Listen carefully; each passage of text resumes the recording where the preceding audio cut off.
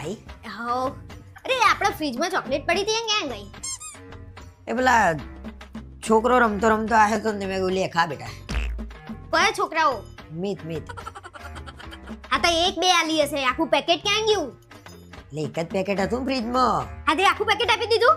આ લે એ ખાય મમ્મી પપ્પા ખાય એમ. એ ખાવા નહીં, એની માના ખાવા ચાલ્યું છે, બધી ખબર છે.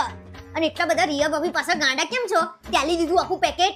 અલા એવું નહીં ભાઈ, ફોરેન જઈને આયા, પેલા લાગણી હોય ને પડોશી જોડે, આમ કહેવાય ને પડોશણ જોડે વધારે પડતી જ તમારી લાગણી છે. બીજા બધા પડોશી નતા, એમને તો કોઈ આપી નહીં અને એના આલી દીધી ડાયરેક્ટ તમે? જો ભાઈ જ્યાં સંબંધ વધારે લાગશે ને મને હા ત્યાં આગળ હું આપે. સંબંધ ત્યાં કઈક વધારે પડતા જ તમારા વધી રહ્યા છે. ભાઈ એ મી છોકરા જોડે તો કેવું હોય, છોકરાને કેવું હોય, બધા મોટા હોય એના બાપ જેવો પ્રેમ કરવો. હા તો એનો બાપ નહીં, તમારે શું લેવા બાપ બનવાની જરૂર છે એના? મનમાં તો જે લાડવા ફૂટે છે તમારા. અલા એવું હતું હશે લે. તો કેવું હોય છે? તું સીધો એવો આરોપ ના લગાયો મારું પર યાર.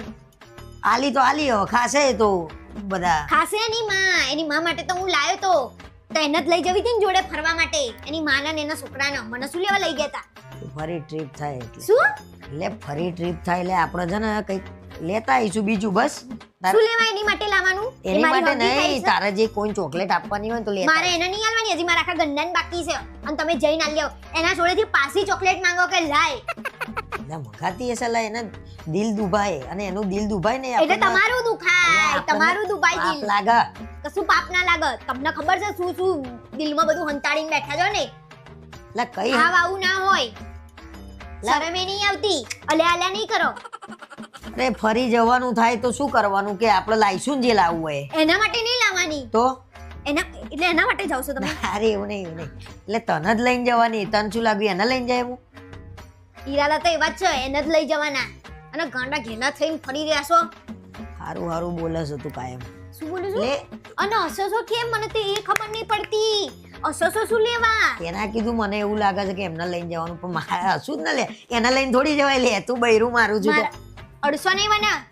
અને મને એ ખબર પડી છે મારા જેવું સેમ હમણાં આપણે પર્સ લાવ્યા છીએ થાઈલેન્ડ થી, તો એના જોડે ક્યાંથી આવ્યું એવું સેમ? એ મેં જોયું તું લાયા છે, કદાચ ગયા છે પેલા કદાચ. ના, ત્યાં તમે બધી વસ્તુઓ ડબલ ડબલ હોતા હતા ને જે રીતે હું લેતી હતી. આવું બીજું નહીં, આવું બીજું નહીં. એટલે કંઈક તો માંજરો છે એ હું શોધખોળ ચાલુ રાખું છું.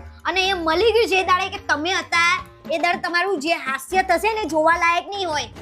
એટલે જે હંતાડવા હોય ને સબૂતો એ હંતાડી દો તમે. અરે પણ એવું મને ખબર છે કે તમે જ લાયા છો, પણ મારા પ્રોપર મળશે, ઘરમાંથી જ મળશે. આજ નહીં તો 5 વર્ષે 10 વર્ષે મળશે. શું મળશે? તારું પર્સ રૂપ શું લેવા મળે? મેં કઈ ખોટું કર્યું છે?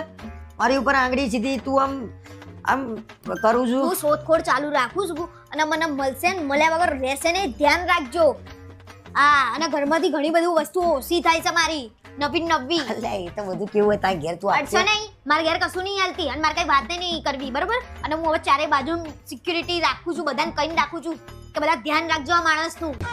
હા, આ ક્યાં કેમ તમે જાવ છો ને આવો છો ને બધું ધ્યાન રાખું છું હું. અને મારા પર્સની તો તપાસ હું ચાલુ અરે રાખું છું. જે ધ્યાન રાખવું હોય રાખ ભાઈ. મને કઈ એવું મનમાંય નહીં દિલમાંય નહીં.